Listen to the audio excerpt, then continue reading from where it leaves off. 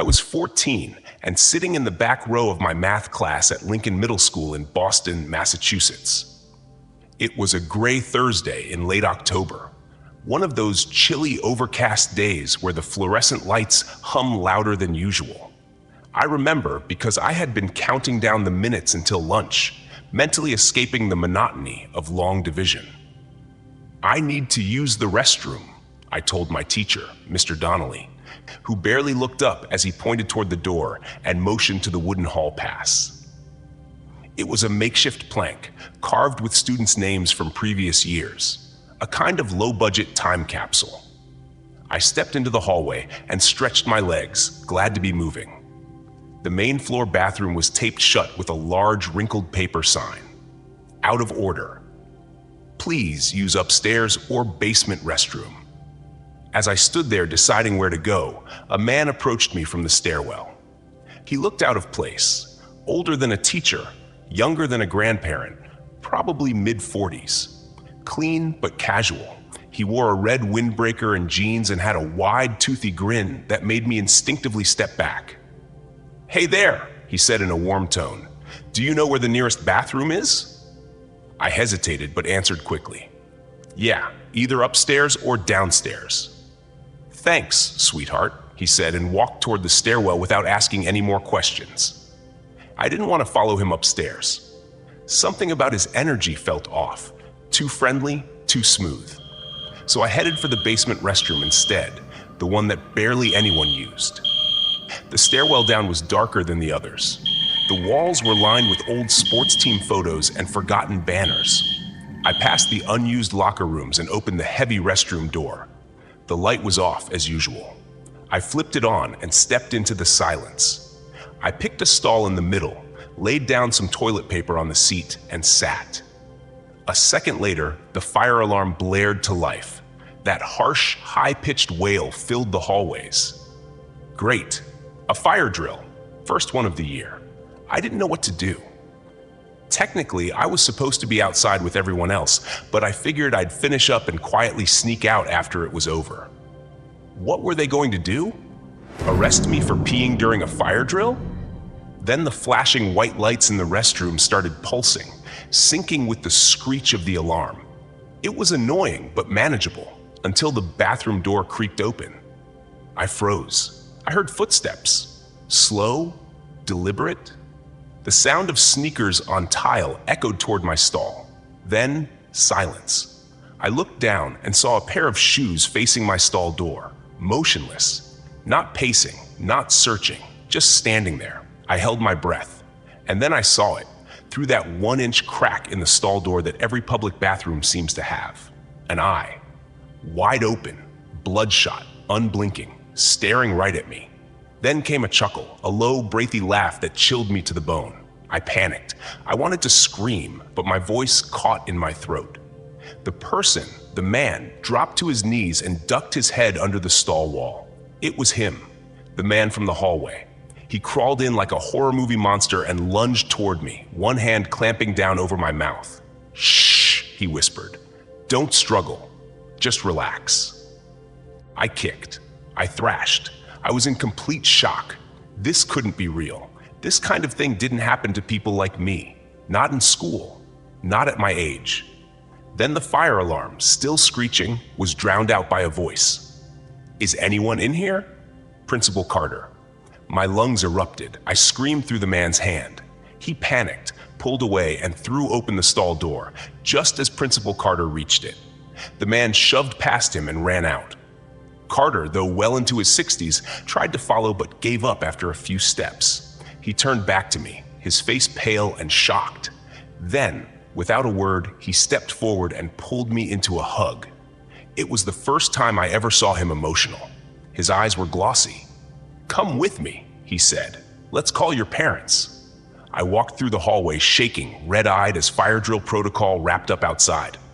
My classmates stared as my parents met me in the parking lot. I felt exposed, humiliated, but also safe. The school had no security cameras. The man was never caught. Principal Carter passed away 5 years later. I never got to thank him properly, but I'll never forget what he did that day. He didn't just save me. He saw me when no one else did. And sometimes I think that was the scarier part.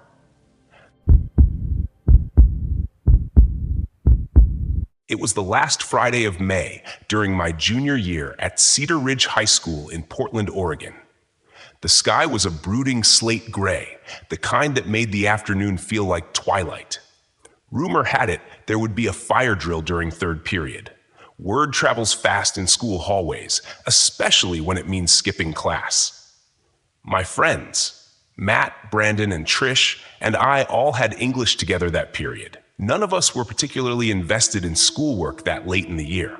And when we caught wind of the drill, we didn't waste a second forming a plan. We weren't just going to stand outside and wait like everyone else. We were going to Ravens Hollow. That's what the students called the strange, wooded sinkhole behind the school. It wasn't officially part of the campus, but everyone knew about it. At night, it was a party spot. During the day, it was where students snuck off to smoke or make out or just disappear for a while. You had to go through a narrow pass between the tennis courts and a row of overgrown bushes to get there.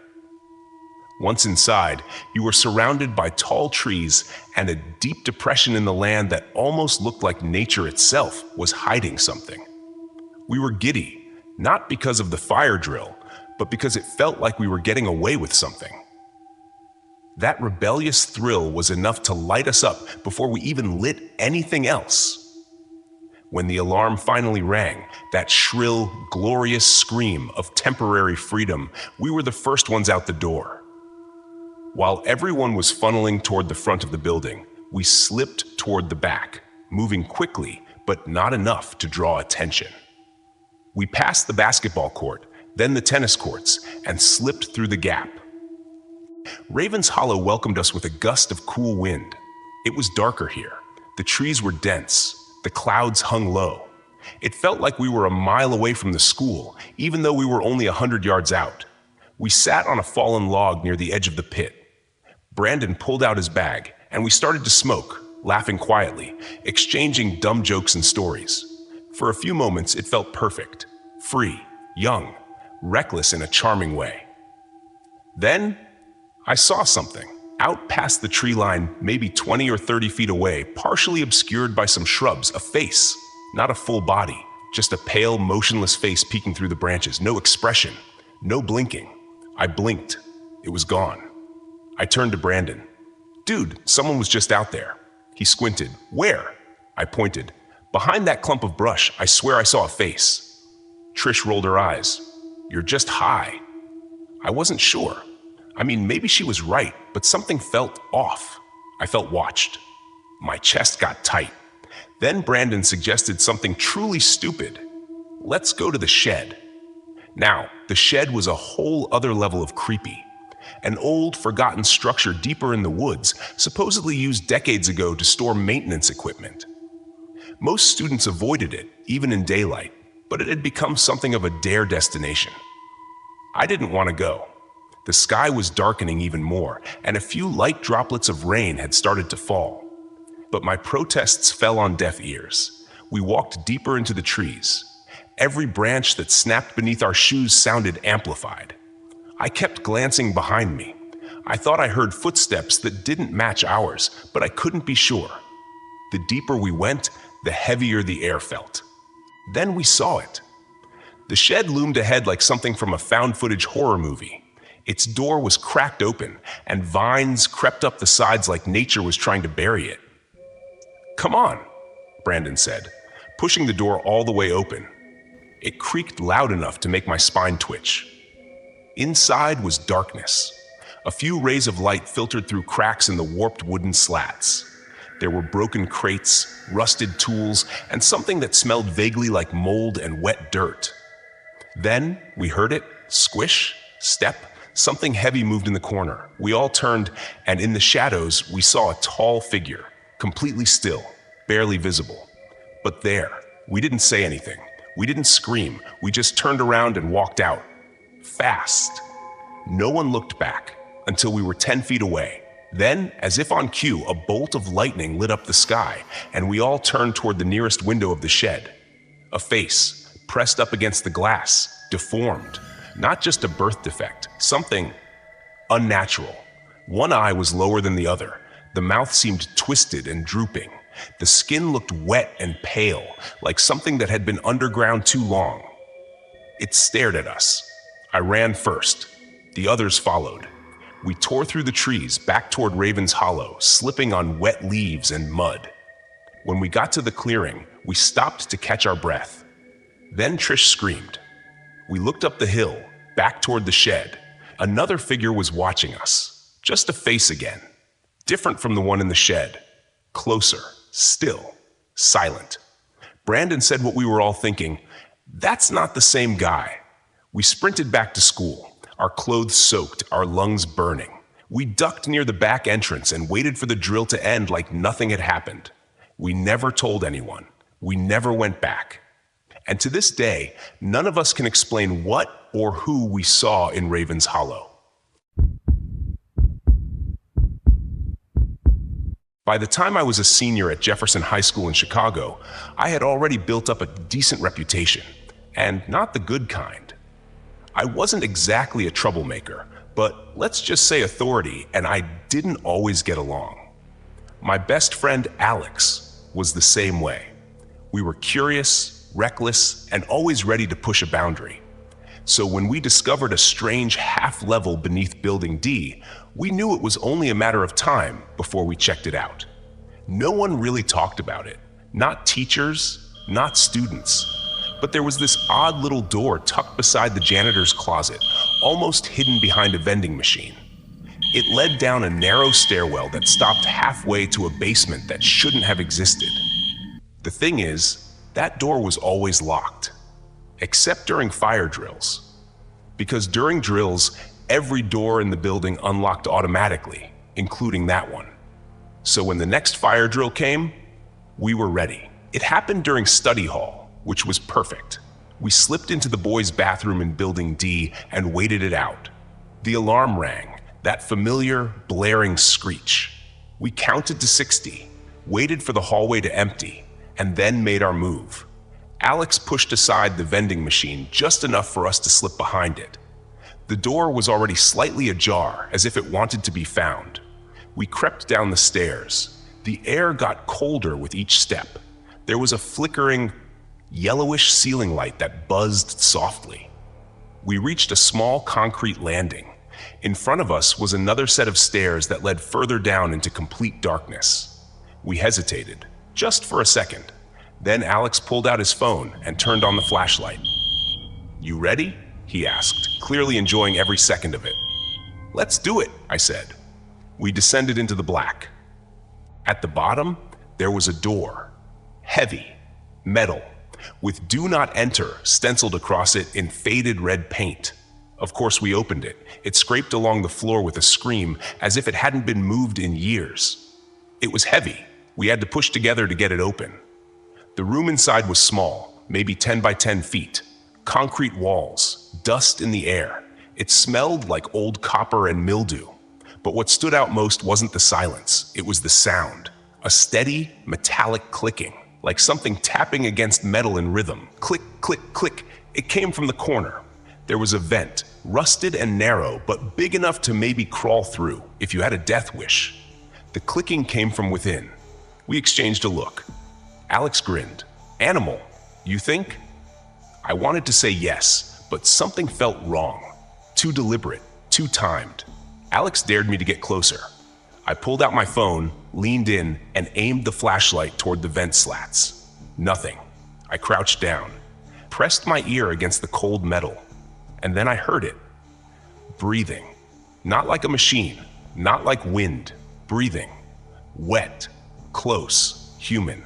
And before I could react, something grabbed my ear. I screamed so loud it echoed through the vent like a siren. A hand, a human hand, had shot out of the vent and clamped around my ear, hard. Cold fingers, dirt under the nails. It yanked me sideways. Alex lunged forward and pulled me back. The hand scraped against my cheek and then disappeared. We backed away, gasping. My heartbeat was in my throat. And then, silence. No more clicking. No more breathing. Just that horrible quiet that makes your skin crawl. We bolted, slammed the heavy door behind us, flew up the stairs, ran straight back into the bathroom, locked the stall, and sat there shaking until the fire drill ended. The next day, we tracked down Mr. Gregson, the building's longtime janitor. He was the kind of guy who always looked like he hated being there, never smiled, always had earbuds in, and smelled vaguely of motor oil. We waited until lunch and caught him while he was refilling the paper towel dispensers in Building D. We went down into the basement, Alex said, below Building D, during the fire drill. Gregson didn't even blink. Why? There's a room down there, I added. Something's in the vent. Something grabbed him. Now he looked at me. You two weren't supposed to be down there, he said. That section's been sealed off since the late 90s. No one's worked under there in years. There was a hand, I insisted. Like a real hand. He stared at me for a moment. Not like he didn't believe me, but like he didn't want to believe me. There's no way into those vents, he said slowly. They don't connect to anything anymore. They were welded shut after asbestos testing. But I started and stopped. He walked off, pushing his cart down the hallway like we hadn't said anything at all. That night, I couldn't sleep. Every creak of my apartment made my body tense. I kept thinking about that vent, that clicking, that hand. What if we hadn't shut the door in time? What if Alex hadn't been there to pull me out? What if it's still down there? Each of these 3 fire drill stories reveals a chilling truth. Moments we take for granted can become the backdrop for life-altering encounters. Rachel faced a predator in a place she believed was safe. Matt and his friends saw something in the woods that still haunts their memories. Jordan discovered that some locked doors are meant to stay that way. Though separated by time and place, these stories share one thread. The unknown is never far, even in the familiar. What began as routine drills became moments that would shape how they saw the world. Forever. These stories remind us to stay aware, trust our instincts, and never underestimate our surroundings, even in everyday places. Whether you're at work, school, or walking home, paying attention could mean the difference between safety and danger. And just as important, when something feels wrong, speak up, protect each other, and take action. You never know who might need a hero in that moment, even if that hero is you. Apply this today by checking in with your environment. Be the person who notices. Be the friend who listens. Stay alert and stay human. Have you ever had a strange or creepy experience during a fire drill or at school? What would you have done in their shoes? Comment below. Your thoughts could help someone else feel seen or safe. And if you enjoyed this story and want to support more creepy, emotional, and thought-provoking content, don't forget to subscribe and turn on notifications. Your support helps us keep telling stories that matter. See you in the next one.